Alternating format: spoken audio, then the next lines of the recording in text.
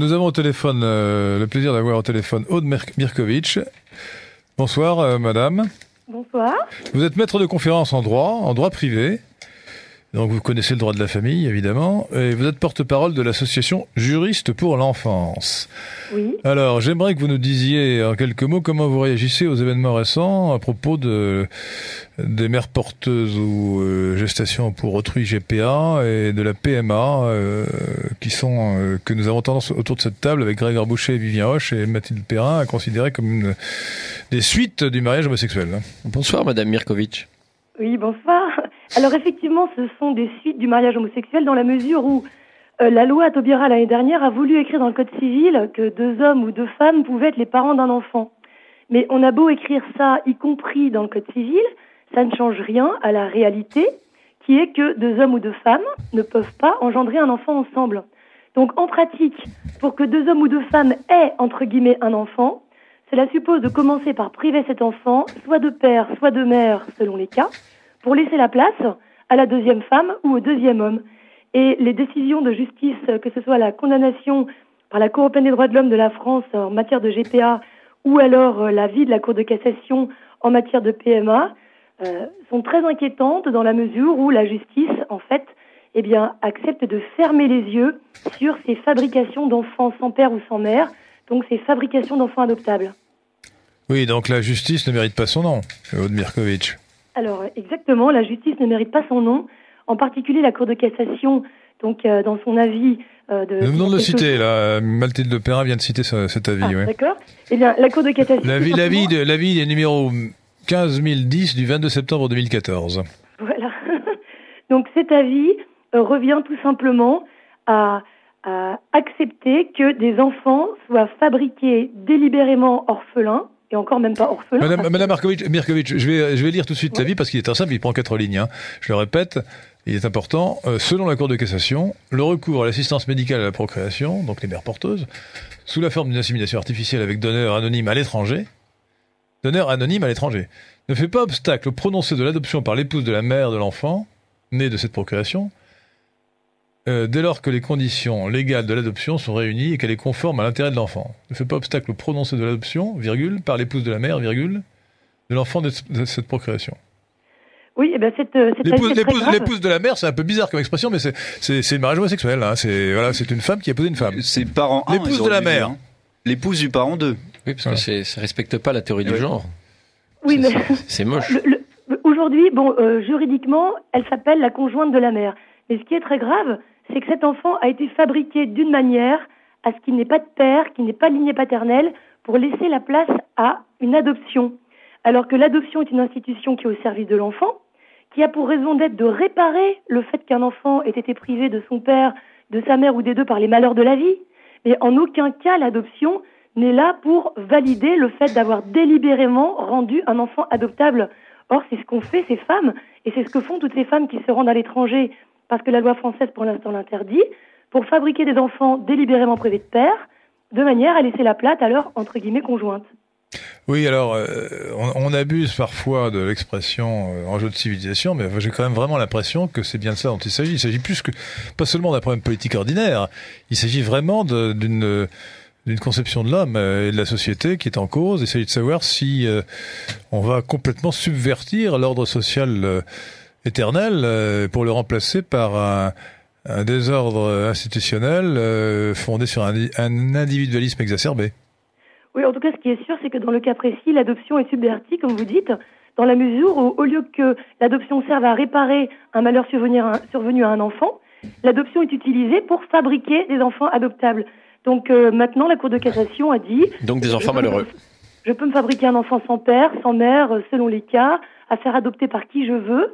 Donc voilà, l'enfant est disponible pour qui en voudra. Alors je rappelle que la loi est supérieure à la jurisprudence, enfin en théorie, et que par conséquent, s'il y a en France des hommes politiques de droite, c'est-à-dire des hommes politiques qui ont un minimum de sens des principes de la tradition, ils devraient dire que par la loi, ils vont revenir sur cette jurisprudence. Il y avait un précédent, c'était l'arrêt Perruche, je crois. Hein.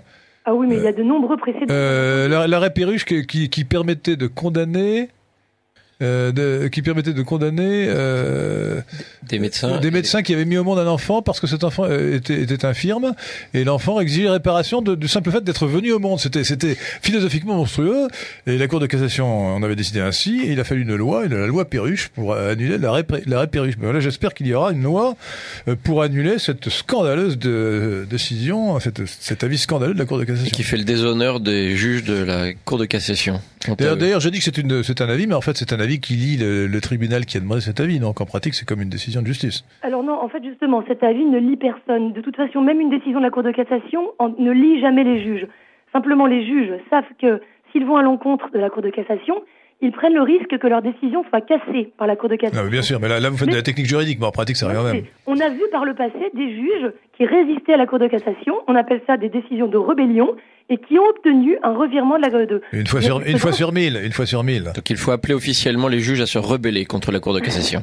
Oui, tout à fait, oui. Appel à la rébellion. Je vous reconnais bien là, Madame Mirković. J'appelle surtout les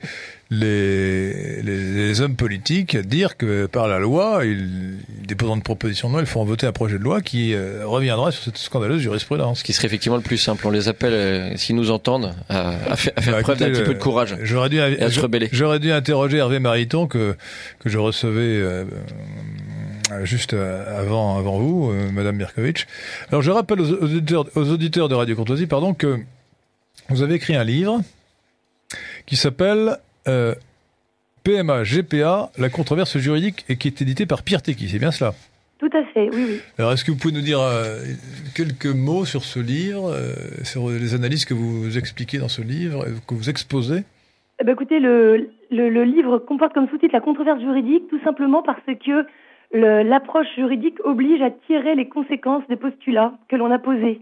Et il s'agit simplement d'expliquer aux gens ce que signifient ces pratiques de la PMA et de la GPA, parce que derrière ces petites lettres anodines, en réalité, il y a une violence incroyable qui est faite aux enfants, justement, comme on l'a dit, qui sont délibérément privés de père ou de mère, selon les cas, pour satisfaire les désirs dont ils sont l'objet. Et il s'agit d'expliquer la réalité qui se cache derrière les slogans, derrière les émotions, de manière que chaque Français, chaque homme politique puisse prendre des décisions en connaissance de cause à ce sujet, parce que nous sommes totalement privés de débat. Tout ce qu'on voit, ce sont des bons sentiments, des bonnes intentions. Vous trouvez? Moi, je vois beaucoup de mauvaises intentions, justement. Des bons sentiments, pas tellement. J'ai vu Monsieur Sarkozy récemment à la télévision, à qui on demandait: allez-vous abroger le mariage homosexuel? Et comme vous le savez, Madame Mirković, ce qu'une loi a fait, une autre loi peut le défaire. Parfaitement. Et il a répondu d'une manière alambiquée, mais qui permettait de comprendre très clairement que s'il était élu président de la République, réélu, ce qu'à Dieu ne plaise, il n'abrogerait pas le mariage homosexuel. Qu'en pensez-vous? Alors, quand je parlais de bonnes intentions, je ne pensais pas à Nicolas Sarkozy, pour tout vous dire. C'est vrai qu'il a peu de bonnes intentions, sauf l'intention d'être élu.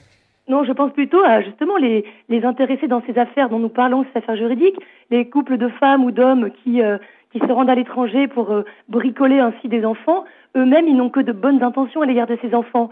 Mais le désir d'enfant, le sentiment, justement, occulte la violence qui est faite aux enfants, rend pratiquement incapable de la voir, et c'est justement pour ça qu'il y a des lois. C'est pour ça qu'il faut des lois, et c'est pour ça qu'il faut des juges qui appliquent les lois et qui permettent de ramener le bon sens et de prendre la défense des enfants qui sont victimes des merveilleuses intentions dont ils sont l'objet. Eh bien, merci, Madame Aude Mirković. Alors, je rappelle aux auditeurs que vous avez écrit PMA GPA, la controverse juridique, édité chez Pierre Tecky, que vous êtes porte-parole de l'association Juristes pour l'enfance. Et je leur précise que votre nom s'écrit, alors ça doit être un nom croate, non, je suppose, non? Serbe. Serbe? Oui, voilà. Serbe, c'est presque la même chose.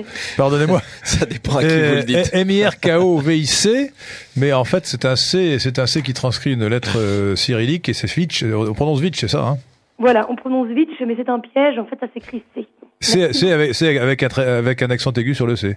Exactement. Voilà, mais l'accent aigu, il est difficile de taper un C avec un accent aigu sur une machine à écrire française.